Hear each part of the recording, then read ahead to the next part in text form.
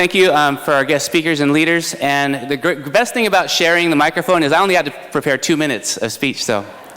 I do have a short message, but before I go there, I'd like to acknowledge my team. So I've been here for 5-6 weeks now, and the first cabinet meeting is Carrie, Scott, and Steve, and we sat around the table in Janice's old office around the table, and we looked at each other, and it was this dead silence.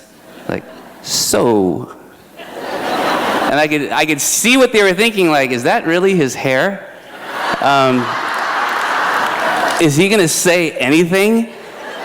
And I'm thinking, what am I supposed to say? But from then, what they've done, in addition to doing an exceptional job, because they're great, skilled folks, but they're also great people with good hearts, very sincere and caring. They've gone out of their way to make me feel welcome and supported, and to make sure that that I had what I needed in transition, and without them, I don't think it would have been as smooth. So thank you very much.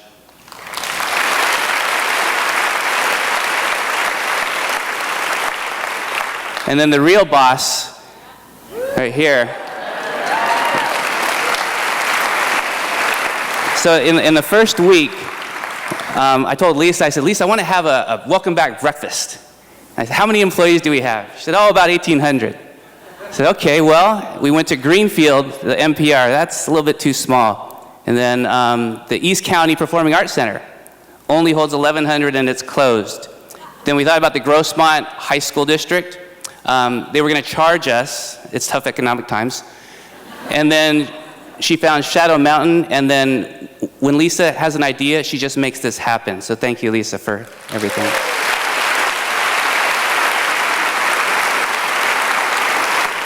So quickly gonna just introduce myself and then have a couple talking points and then send everybody back to get ready for our kiddos coming in 2 days. So it's self-deprecating. It's okay to laugh, everybody else does, so it's okay. But my mom wouldn't let me dye my hair back. I had to live with it after, that's senior year in high school. And she should have let me change it back, because obviously old habits die hard. I'm married, this is my wife Jill, and she works in Cardiff. This is her uncle and aunt and my mother-in-law. I put this up here because it's gonna be fun cheering for the kids in Chula Vista as they, yeah. But the theme of today's talk is team, and I think I learned more about team in team sports. And when I decided to move down to San Diego County, my friends in Orange County said, we're never gonna see you. So we decided we'd start a hockey team, and that's my one night a week to have some bromance time with my friends, and it's a priority. And the fun thing is our job is stressful. Education is stressful work. So every Sunday night, I get to go up and my stick is actually hitting the back of that guy's leg. You can't do this at work, but at hockey, you can do that, and all you get is 2 minutes of timeout. That's it.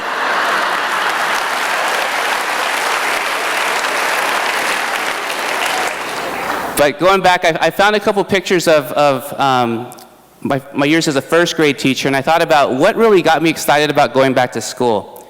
It wasn't lesson planning, but we do it because it's important to be organized. I made a lesson plan book for every year.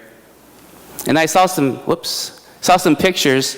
I used to like working with my sixth grade teacher teams to establish big buddies and little buddies. I used to write plays and have the sixth graders come in and be directors and have the kids perform. That was one of my favorite things. Mrs. Casas, one of my first grade partners, every holiday or event was an excuse to cook something.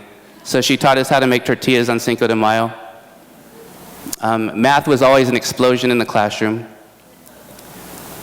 And every January, February, we'd have a Super Bowl party, and just like teachers do, we spend our own money, get some t-shirts and puffy paints, and then I made the kids wear shirts of the team that I wanted to win the Super Bowl. And those are the things I think that get us up in the morning and get us excited for school, is those connections and those experiences we provide for kids. And I have a 10-month-old daughter, and I couldn't have expressed understanding until I think 10 months ago about this last lesson I learned. And this is her.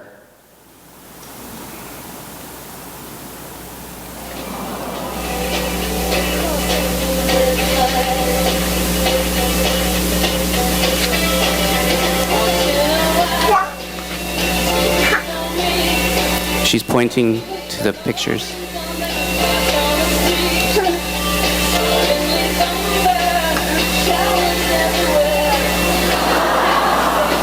And so clearly she's going to be a teacher.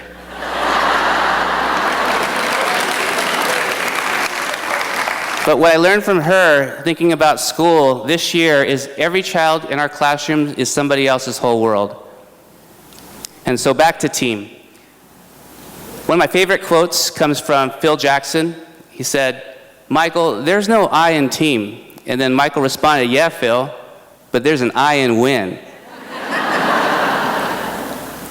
And last week, Friday, is James here? Had a conversation with James Beard, and he was talking to me about an experience he had with his maintenance crew. I don't remember the school, but the sewage line burst. And you probably know which school you are. And there was no water, no toilets, and then his team, without really planning, just got and went. And they brought drinking water for the kids. They started digging pipelines and a trench and retrofitting pipes, putting up toilets in the kids' classroom so they had means. And he described it as they were laughing the whole time. And it was because very few times did the entire maintenance operation team get to work on a project all together. And he said it was so moving to watch them work together, collaborate, have fun in the service of kids. And the last thing he said to me was, "But that's just who we are." And I've heard these stories over and over again from principals and teachers and office teams about this is just who we are in Cajon Valley. And I feel very privileged and honored to be part of that team. I'll keep you for just a few more minutes, but I want to take the opportunity to talk about perspective. And so for me, I'm the new guy on the team. And so we talk about sometimes perspective, being able to look over the trees and see the whole forest. And sometimes when we get caught up in the work in the day-to-day, we forget to do that. For me as the new team member, there's no trees, there's just the whole forest, because I don't know the norms or customs or systems, it's just how I see it. And it reminds me of a story about FedEx and a new employee that just shocked management. And he said, "Did you intentionally put that arrow there? How many knew it was there before? Now you'll never forget it."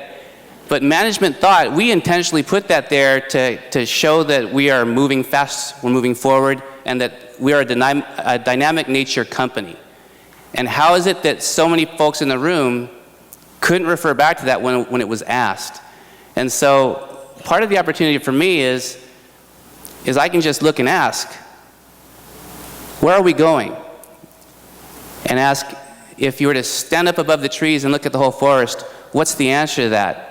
But a more fun question is, where do we want to go? And so in this short talk, I'm going to talk about transitions, technology, and team. A couple of these things are coming at us, and we just have to deal with. ACA is the Affordable Care Act, and business services and personnel services are working to understand it and to make sure that we're in good position moving forward so that Obamacare doesn't kill us but benefits us. LCFF is the local control funding formula. This is the first year that we'll have some new revenues. And what we're hoping for is that they'll be flexible so that we can meet the needs of kids and employees. The shining star here is PBIS, and that's positive behavior support, and that's something that we have to do as a compliance issue, but who wouldn't want to provide support and positive reinforcement and structures for our kids? So that's a nice to have. And then Common Core standards. So one of the problems, and it's a problem because we don't know the answer, and it's going to take a lot of dialogue to figure out what that is. So we just got $200 per student for Common Core standards transition. It could be spent on curriculum, technology, or professional development. And so that's a good problem to have, but it's a problem in the sense, what's the right answer? And so we're in conversations now with principals and teachers to figure out what that answer might be. And instead of talking about the Common Core standards, I want to share a little bit of why Common Core and where they came from. So about 3 or 4 years ago, and you've probably all seen these same studies, Common Core standards are a response to our performance on the PISA exam. It's the Program for International Student Assessment. And that's probably shocking, because when you think of who would be on top of that list, you'd think the United States would be right on top. And I'm going to fast forward through this lesson because I want to honor time and get to the meaty stuff. But if you ask the question, what is school for? This is Maslow's hierarchy of needs. Kids need to have their physiological needs met. Do we have kids that come to school that didn't have a good night's sleep, that didn't have proper rest and nutrition, that don't have the emotional and social strokes from families at home? We provide that in our classrooms and our schools. Safety, belonging and love. Do our kids come to school and feel connected to you, to each other adults in the building? And do we give them positive strokes and help them find what bright lights are inside them? We have a gifted and talented exam, and the question is, are you gifted or are you not? The right question to ask is not that, but how are you gifted? And if we can create opportunities for the children to show those gifts, we can actually teach them and get them to self-actualize. I think school is for getting to know the world around them, the cultures, belief systems, so that when our kids collaborate and communicate in our schools, but also when they leave our schools to the workplace, if they can understand and empathize where people from around the world are coming from, they're going to have a greater chance of success. And lastly, as a new parent, I think school is for preparing kids to be financially independent. How many of you have kids of your own? How many would like them to be financially independent? As soon as possible. And so the Common Core standards are designed to get kids ready for the workplace, which has changed. So routine work, now done by machines or are shipped overseas, are less available. So there's not a lack of jobs, there are a lack of jobs available because now they're competing globally for those jobs. This is the work of Andreas Schleicher, and I want you to pay attention to the blue ball right here.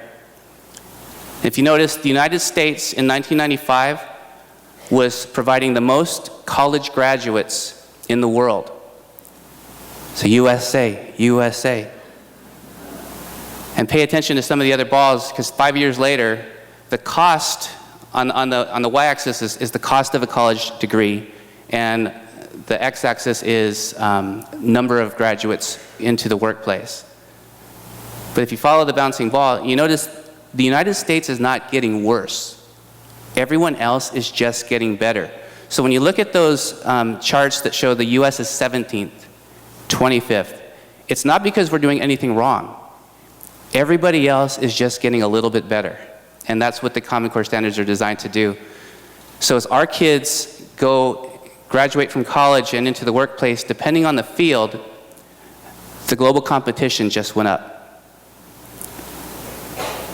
So it doesn't mean that knowledge is irrelevant, but it's a little bit less relevant if some of the things that you ask a child or a student, if they have a mobile device, if they can look it up, it's not unimportant. But we have to consider when they leave our schools, that's the access to information they'll have, and we have to take that for granted. And in the global marketplace, Stanford University, Illinois, Virginia Tech, all the top universities are putting these MOOCs together, those massive open online courses for free. So anywhere in the world, you can log on and take a class for free online from any of the top Ivy League schools. And that's folks in India, in the Philippines, in Thailand, in China. And you can't get a college degree, but you can build skills. And so if you can build those skills and log on to freelance.com, this is a clearinghouse for jobs. So this gal here, she's a translator. If I needed a document translated, I can go on and say, I have a 200-page document. I wanted it translated into Mandarin and Spanish. And then people will bid for those jobs. And this is the changing work structure of some of the high-level blue-collar and white-collar work. And that leads us to the second point. technology, and we get this question, are we going to provide technology to our students? And my question is, if we don't, are we putting them at a disadvantage? And I think that's a question that we have to ask ourselves. And Steve can give this talk, but I'll do it this one more time. When we ask about technology, we have to start with verbs and nouns and focus on the verbs. So before we decide, well, do we provide technology? What kind? iPads, iPod touches, Chromebooks. We have to start with a question of what do we want kids to do? What do we want kids to create and say? And these are the verbs of the Common Core standards. How many still have a MySpace account? Communication's there, but the nouns will change. And so the reason we don't want to focus on nouns or this year's new thing is because this year's new thing gets old really fast. Sorry, Arna, it's just... Okay, so back to the verbs. But this is when the talk gets really exciting, because what do we want the kids to say and do in our classrooms? And what do we position ourselves to do in the future, both right now and the next few years? Here's just a snapshot of a computer adaptive math program called ST Math. And the kids log on, they take a diagnostic, tells the teacher what they know and don't know, and allows a customized playlist that a teacher can prescribe to get kids to the next level. Welcome to ST Math. ST Math is a game-based learning system that features Gigi the penguin. Students use mathematical thinking to figure out how to get Gigi past obstacles and across the screen.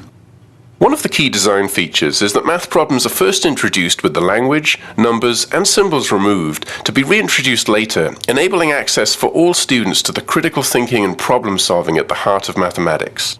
In the software, this multiplication problem, ostriches have 2 legs, how many legs does a group of 3 ostriches have altogether, becomes a puzzle where all of the key elements are presented entirely visually. Students see and solve a highly interactive game where they choose the number of boots needed by all 3 ostriches, and Gigi is able to cross the screen. Sequences of these games are organized into learning paths, where as students make progress, the symbols are gradually reintroduced, until by the end of the learning path, students are solving exactly the same math problems they will encounter in any textbook or on any standardized test.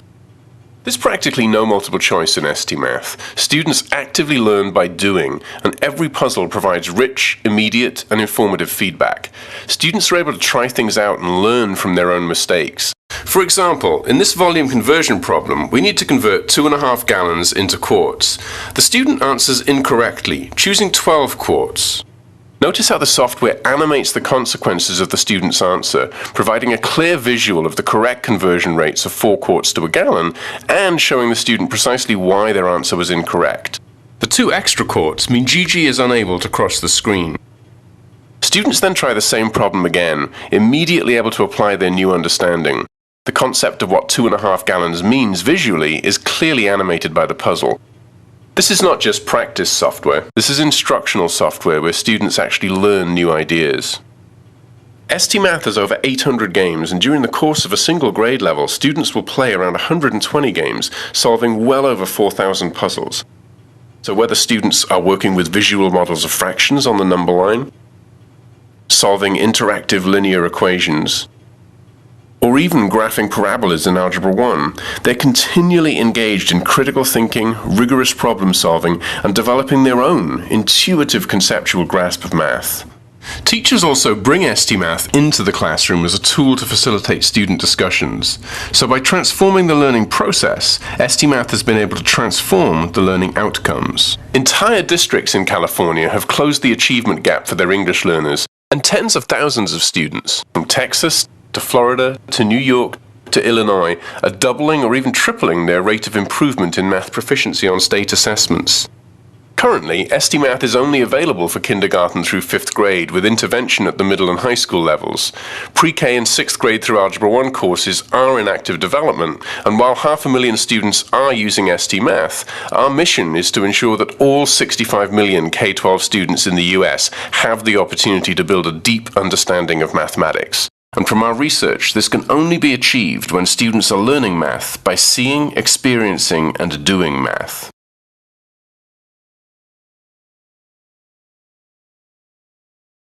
If we had mobile devices in our classroom, we could have our kids access. So we have to start there. What do we want our kids to experience and access? Code Academy and Tinker are two free sites where kids can learn, like on the Khan Academy, how to write computer code for free. Is that something we take advantage of? Is that a skill that going into the workplace, if all Cajon Valley Union School Districts could write computer code, develop apps, and write games, would that be a valuable skill? Oh, wrong direction. And then language. We always talk about language programs. There are some software programs that are for free, and they don't replace a teacher, but if we give kids access to certain things, and certain kids really grab onto it, certain kids will pursue that on their own. So we have to ask ourselves, what's available? What's available out there for our kids? And then, the 4 C's. We want them to communicate, collaborate, think critically, and think creatively. And I think that based on what I've learned so far about technology initiatives in our district, we've done really good here in this realm. But what else? And so I want to share this quick story. This is actually one of the newest TED Talks. Story about Derek Paravicini. And go on and watch. But he was born 3 months premature. He was born blind and with severe autism. And for those of you that work at school sites, you know that not moderate severe, but severe autism is significant. And this is his story. What did you do with it, Derek? I had to improvise with it. This is Derek, the musician.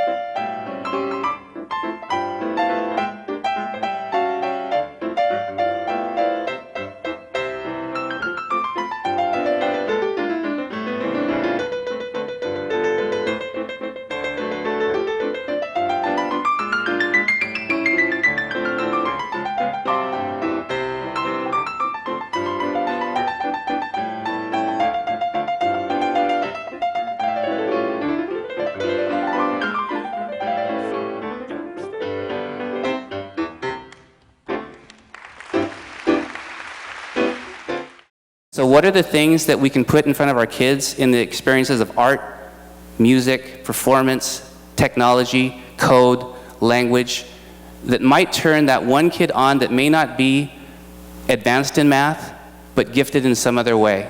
And I think as we move forward in this new phase, we can ask those questions. And we've done such a great job with Teach for Success and building strong instructional frameworks. We're at this place now where we can look a little bit forward and say, what do we want our kids to do in the global economy when they leave us? And what things do we put in front of them now to get them there? And so my first experience with a team was our governing board. I'm a new team member of our governing board. And then my cabinet, Steve, Scott, and Carrie. And I'm also a member of this team. And each of you are members of several teams too. You might be a member of an office team, but you're also a member of the school team, or the collective office teams in the district.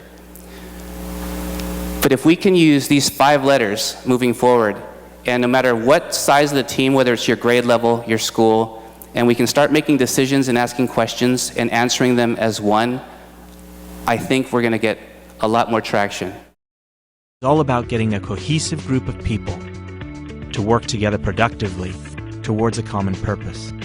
As one. It's a short phrase, really. Only 5 letters, but those 5 letters are filled with meaning and inspiration. They make all the difference between a group of individuals and a unified team. Add these 5 letters and the entire meaning changes. Working versus working as one. Winning versus winning as one. Think of the possibilities. Sources of inspiration are endless. Believing as one. Smarter as one. Stronger as one. These 5 letters symbolize the translation of individual action into collective power. Our job at the district office is to create the opportunities for you to work as one. And I'll finish with just a short story about my favorite team, the Celtics, and it's okay to boo, that's all right. But a long time ago, I told a story at management. It was the ABA, not the NBA. And the ABA's, it's a business. And if you're not selling tickets, you're not selling jerseys, there's no business. And so they were going to close the league because nobody wanted to see little men running around in little shorts anymore. It wasn't exciting. So league owners got together and they said, you know what, if we're going to save our industry, we got to change this game. And so they drew a 3-point line to open up space, and they made the slam dunk a legal play. It used to be illegal. And so all the teams started jockeying for players that could slam dunk, shoot from the outside. But one league owner saw what was happening. He looked above the trees, saw the forest, and brought his team together. His best player, Bill Russell at the time, he said, Bill, what's going to happen is everyone's going to try to slam and shoot threes, and it's going to be chaos. I want you to stand under the basket and get rebounds. And if you can pass to an open team member and they score, we're going to call that an assist. And that's the premise of our team is set your partner up to score. And it used to be that your contract was paid based on how many points. So this was completely outlandish idea. But what happened is championships. So individuals win awards, teams win championships. And my hope is that in this new era, we get awards, but together we celebrate our team championships. And I'm going to leave you with the late Roy Firestone reading a letter to a teacher on the first day of school. Long time ago, a great man who cared about his child, as all of us do, saw his son go off to school for the first day and decided to write a letter to his teacher, his first teacher. And he wrote these words. Dear teacher, teach my son that all men are not just, that all men are not true, but teach him also that for every scoundrel there is a hero, that for every selfish politician there's a dedicated leader. Teach him for every enemy there is a friend. Steer him away from envy if you can. Teach him the secret of quiet laughter. Let him learn early that the bullies are the easiest to lick. Teach him, if you can, the wonder of books. But also give him quiet time to ponder the eternal mystery of the birds in the sky, bees in the sun, and the flowers in the hillside. In the school, teach him it's far more honorable to fail than to cheat. Teach him to have faith in his own ideas, even if everyone tells him they're wrong. Teach him to be gentle with gentle people and tough with the tough. Try to give my son the strength not to follow the crowd when everyone else is on the bandwagon. Teach him to listen to all men, but teach him also to filter all he hears on a screen of truth and take only the good that comes through. Teach him, if you can, how to laugh, even if he's sad, and teach him there is no shame in tears. Teach him to scoff at cynics and to beware of too much sweetness. Teach him to sell his brawn and his brain to the highest bidders, but never ever put a price tag on his heart and soul. Teach him to close his ears to a howling mob and to stand and fight if he thinks it's right. Treat him gently, but do not cuddle him, because only the test of fire makes fine steel. Let him have the courage to be impatient, but let him have the patience to be brave. And teach him always to have sublime faith in himself, because then he will have sublime faith in mankind. I know, teacher, this is a big order, but see what you can do. He's such a fine fellow, my son. The man who wrote that is this man, Abraham Lincoln. He wrote it on the first day of Tad's school, and to this day, we should honor those words, that if we remember the words and the deeds and what it's about, perhaps we have something even more. Honor Abraham Lincoln.